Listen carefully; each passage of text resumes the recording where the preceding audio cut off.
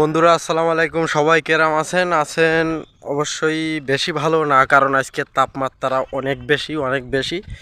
আমরা বাড়ি আসলে টিকতে পারতেছি না, যে এত গরম, প্রচণ্ড পরিমাণে গরম। এটা আসলে গরমের বিষয়ে তো আর নতুন করে বলার কিছু নেই, কারণ আপনারা বুঝতে হইতেছেন যে গরমটা কী হারে পড়তেছে।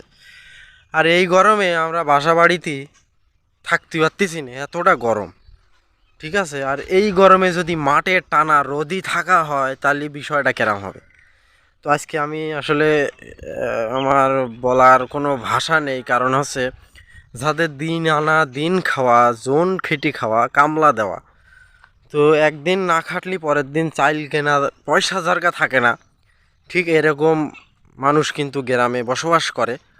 আর সেই গ্রামে এই যে গরম, আপনারা বুঝতেছেন যে রোদটা কিন্তু কম না, রোদটা অনেক প্রচণ্ড রোদ। এই রোদই যদি টানা রোদই সারাদিন থাকা হয়, তাহলে আপনার আসলে কেরাম লাগবে আপনারা নিজেরাই ফিল করতে পারবেন। তো আমি হাঁটতে যাচ্ছি আমার মাঠের দিকে, এই রোদই আমি ঘরে আসলে টেকা যাচ্ছে না, এত পরিমাণে রোদ। তো এই মাঠে আমাদের গ্রামের অনেক লোকজন কাজ করতেছে। আসলে আজকে আপনাকে দেখাবো যে আমার গ্রামের মানুষজন কতটা কষ্ট করে, মানে হালাল টাকা রোজগার করে দুমুঠো ভাত খায়। মানে হালাল রোজগার কারে বলে, আজকে আপনারা দেখলে বুঝতে পারবেন যে এই গরমে আমরা কাজ না করে থাকতে পারতেছি না, মানে কাজ না করে বাড়িই বসে থাকতে পারতেছি না, আর তারা কতটা কষ্ট করতেছে।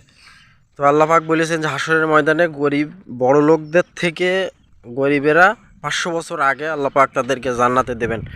সেই কথার মানে এখন বুঝতে পারতেছি যে কেন যে গরিবরা কি কষ্ট করে। আজকে আমি আপনাদের দেখাবো, চলেন একটু যাই।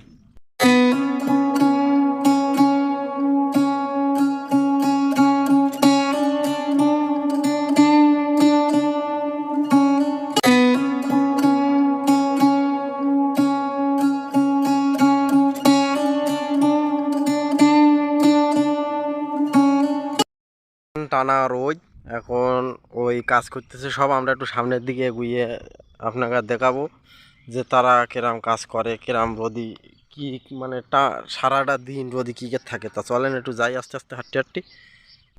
এখন বাজে হচ্ছে সকাল 10টা, আর এই 10টার সময় তারা কাজ করতেছে। সবার দিকে তাকালে একটু বুঝতে পারবেন যে তারা কেমন পরিশ্রম করে, আর দুই বেলা দুই মুঠো ভাত জোগানোর জন্যে তারা কতটা পরিশ্রমের সম্মুখীন হতে হয়।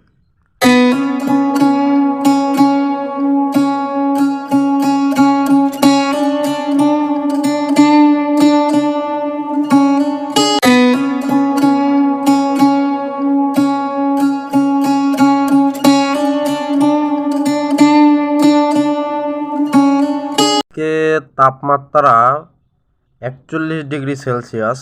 আজকের এই তাপমাত্রা এতটা ভয়ঙ্কর যে আপনারা যদি লক্ষ্য করেন, মাঠের ভেতরে কোনো বাতাস কিন্তু নেই, আর একটা গাছের পাতাও কিন্তু নড়তেছে না, এত পরিমাণে থমথমে আবহাওয়া। সেই আবহাওয়ার ভেতরে আমরা কিন্তু বাড়িই বসতে পারতেছি না, আর তারা মাঠে এসে ওই ধান কেটে ধান বেঁধে তারপরে এখন সেটা ঘরে তুলতেছে, তাও ঠিক কিভাবে।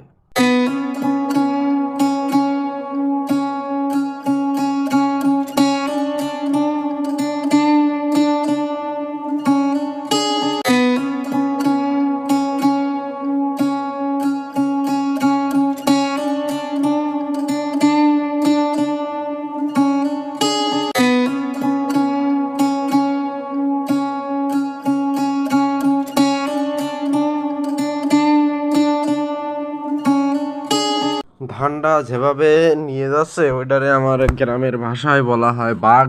বাঘে করে এই ধানটা মাঠের থেকে বাড়ি পর্যন্ত নিয়ে যেতে হবে। কম করে 10 মিনিটের রাস্তা, 10 মিনিট এইভাবেই ঘাড়ে করে হেঁটে হেঁটে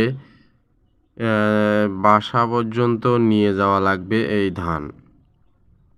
এই কষ্টের কারণে হয়তো আল্লাহ পাক অল্প একটু হলেও ছাড় দেবেন আখিরাতের ময়দানে, কারণ এতটা কষ্ট আপনি আমি করতে পারবো না। তারা এই কষ্ট করেই দুবেলা দুমুঠো অন্ন জোগায়।